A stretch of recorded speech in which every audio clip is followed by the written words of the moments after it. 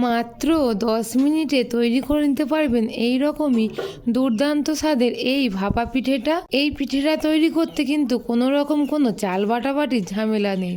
শুধুমাত্র 1 বাটি সুজি হলেই ঝটপট তৈরি করে খেতে পারবেন। এতটাই নরম তুলতুলে হবে যে একটা খেয়ে মন ভরবে না। একবার বানালে কিন্তু বারবার রিকোয়েস্ট আসবে। চলুন তাহলে রেসিপিটি শুরু করি। প্রথমেই আমি এখানে একটা মিক্সার গ্রাইন্ডার নিয়ে নিয়েছি। এখন এর মধ্যে দিয়ে দেবো 1 বাটি পরিমাণে সুজি। এখানে কিন্তু প্রায় 100 গ্রাম মতো সুজি আছে। তারপর দিয়ে দেবো 2 চামচ চিনি। এখন মিক্সির ঢাকনাটা বন্ধ করে খুব ভালোভাবে এটাকে পাউডার করে নেব। এই যে দেখুন, সুজি আর চিনিটা কিন্তু খুব ভালোভাবে পাউডার করে নিয়েছি, আর ঠিক এই রকমই হয়েছে। এখন সেই একই বাটির মাপ করে আমি নিয়ে নিয়েছি 1 বাটি উষ্ণ গরম দুধ। তো দুধটাকে অল্প অল্প দিয়ে আমি একটা ব্যাটার তৈরি করে নেব। এখানে কিন্তু দুধের বদলে আপনারা জলটাও ব্যবহার করতে পারেন। তো এখানে দুধটাকে অল্প অল্প করে দিয়ে আমি খুব সুন্দরভাবে একটা ব্যাটার তৈরি করে নিয়েছি।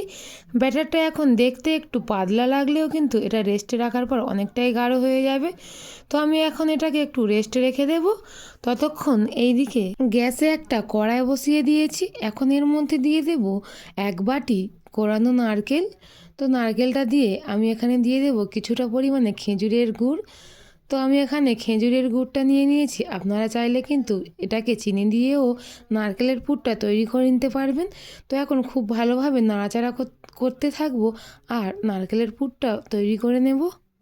তো বেশ খানিকক্ষণ নাড়াচাড়া করার পরে দেখুন নারকেলের পুরটা কিন্তু একদমই রেডি হয়ে গেছে। এটা কিন্তু যতটা ঠান্ডা হবে ততটাই কিন্তু আর একটু টাইট হয়ে যাবে।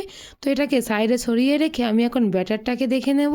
এখানে ব্যাটারটাকে দেখুন আগের তুলনায় কিন্তু অনেকটাই ঘন হয়ে গেছে। আরও একবার একসাথে এটাকে খুব ভালোভাবে মিশিয়ে নেব।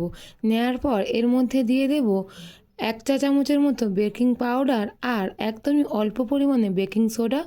তো এর মধ্যে অল্প করে একটু দুধ দিয়ে আমি আরও একবার ব্যাটারটাকে খুব ভালোভাবে মিশিয়ে নেব। এই বেকিং পাউডার আর সোডাটা দিয়ে কিন্তু বেশিক্ষণ রেস্টে রাখা যাবে না। তো বেকিং পাউডারের সঙ্গে ব্যাটারটাকে খুব ভালোভাবে ফেটিয়ে নিয়েছি। এখন দেখুন ব্যাটারের ঘনত্বটা একদমই কিন্তু পারফেক্ট একটা ব্যাটার তৈরি হয়ে গেছে।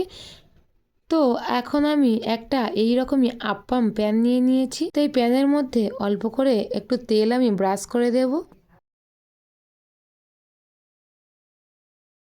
খুব ভালোভাবে তেলটা ব্রাশ করে নিয়েছি আপ্পাম প্যানের মধ্যে। এখন আমি ওই ব্যাটার থেকে 1 চামচ করে নিয়ে এই আপ্পাম প্যানের মধ্যে দিয়ে দেব।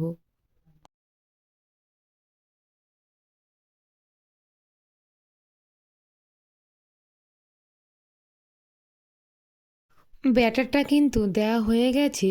আর এইদিকে আমি যে নারকেলের পুরটা রেডি করে রেখেছিলাম সেখান থেকে অল্প করে নিয়ে ঠিক এইভাবে আমি দিয়ে দিচ্ছি। আর ওপর থেকে আরও একটি ব্যাটার নিয়ে আমি এর ওপরে দিয়ে দিলাম। ঠিক একইভাবে আমি সবগুলোতে এইভাবে নারকেলের পুরটা দিয়ে দেব।